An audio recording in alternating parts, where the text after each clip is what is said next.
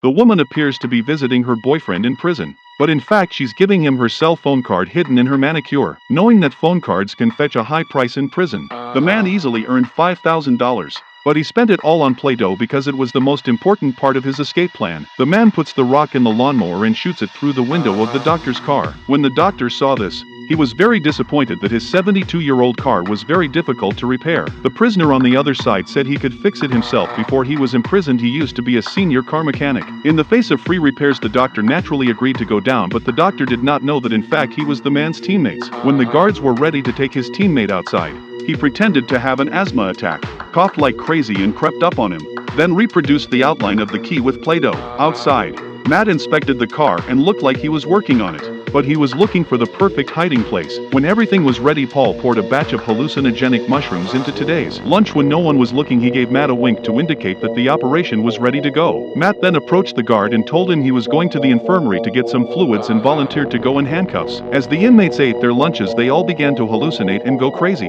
Paul picks up a knife and pretends to cut himself, and the guards rush him to the infirmary. As the mushroom effect kicked in, the cafeteria became a complete mess and the inmates started playing games. The nurse was instructed to rush to the scene with all the guards. Matt looked through the window and saw that the doctor had been dragged over to help, so he got out his tools and managed to pry the handcuffs off. They took the liquid nitrogen next to the hospital bed and lowered the temperature of the door lock by using low temperature to disable it and open the door automatically. By now the corridor was empty. They quietly came to the front door and took out the key they had carved with soap in advance, ready to open the door and run away. However, Matt had been tinkering with the door for half a day but couldn't get it open. He realized that the soap was probably too soft to open the door with enough force, but if they tried too hard it might break, which put them in a dilemma. At that moment, the sound of the prison guards behind them, Paul realized that they were running out of time. So he decided to make a sacrifice and walked in front of the guards to attract his attention to buy Matt time to escape. Sure enough, his sacrifice worked, and when he looked back, Matt was already out the door. Matt used dexterity all the way to avoid the police line of sight and then towards the doctor's car. Close to the trunk of the car, he skillfully opened the trunk of the car and did not hesitate to lie directly into it. The restaurant inmates were diagnosed by the doctor as having hallucinogenic mushrooms,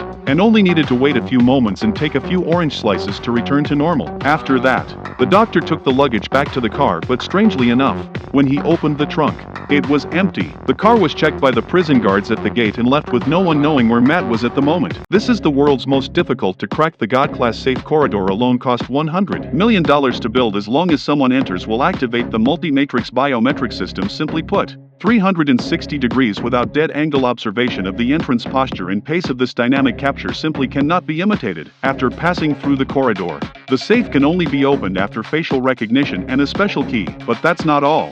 The safe isn't even close to godlike. There's a sophisticated temperature sensor inside the safe room that triggers an alarm to shut down if the temperature in the room changes by more than 0.5 degrees. The code for the sensor changes every day, and it's almost impossible to crack it. However, in the face of these obstacles, the highly intelligent Matt has already thought of countermeasures. He formed a team of 6 people to start this legendary theft journey. Matt donned his nightclothes and snuck into the home of the head of security to place the signal modifier. Then he found a cup with fingerprints on it, sprayed the powder on it and taped it to the cup with transparent tape. And then he got the supervisor's fingerprints. Then he went to the bathroom and found the supervisor's contact lens case and put a drop of medicine into it. Sure enough, the next day the supervisor's eyeballs turned red after using the contact lens with the material. He called an ophthalmologist to check him out, not realizing that he was one of the team. Paul, it looks like he's testing the eyeballs with a device, but the supervisor's face has already been scanned. After some experience in 3D printing, the hijacker managed to create a mask with the same facial features as the supervisor. With this ticket,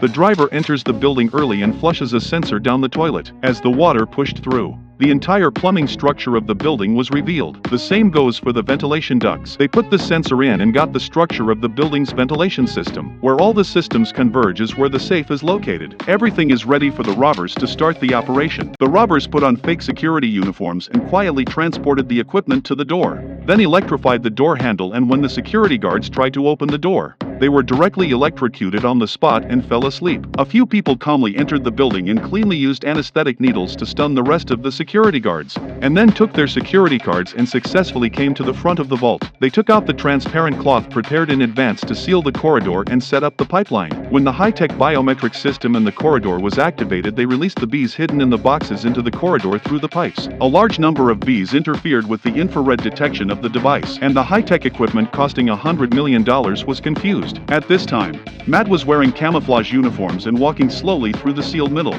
The device could not recognize that there was someone in the corridor at this time, and the supervisor of the monitoring of the safe room is also a peaceful because that night Matt installed signal modifier in advance to modify all the security cameras he could see. At the end of the corridor, Matt placed the queen bee on the glass and a large number of male bees regrouped here to make room for him to crack the code. Taking off the hood, Matt had already put on the special mask, and the system recognized the supervisor's facial features and started the second verification. Matt, who was an expert sculptor, had already copied the shape of the key in stone. As the door slowly opened, the people finally passed the first test. The temperature sensor in the safe room was activated and rose at a rate of 0.1 degrees per minute. That means they only have 5 minutes to solve the problem. Matt rushed to contact his partner outside, urging him to set up the explosive device. The more tense the moment, the more careful Amy was, and with only a minute left she finally set the explosives. The team pressed the explosive button. The water pipe on the top of the safe room was successfully blown open. A large amount of water penetrated into the safe room, so that the temperature sensor on the top of the water instantly short-circuited and failed. Now they could finally enter and start cracking the safe. Like this level of cabinets are required to open 2 locks at the same time. They plugged in their professional sound amplifiers and the 2 of them went to work at the same time. Under Matt's direction, the locks on the safes jammed, and they were able to open the first one. The robbers squealed with excitement when they opened the box and saw the bonds, but they couldn't stop the work at hand, so they started cracking the next safe in a hurry. Matt is responsible for transporting the bonds upstairs by elevator, and then his companions will take them out. Everything is in order. With 5 billion bonds in hand, the big man thinks it's enough, but the paranoid Matt disagrees, insisting he must have all of them. The big guy wasn't having it. He just dropped the equipment and left the safe alone. Matt had no choice but to do it himself.